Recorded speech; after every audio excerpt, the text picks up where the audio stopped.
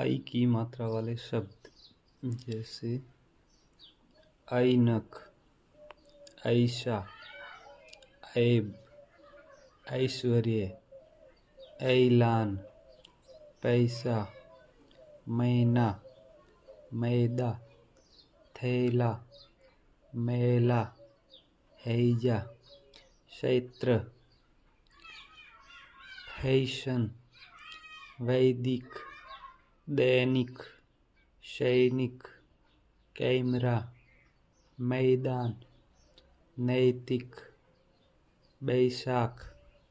रैदास, कैलाश, पैदल,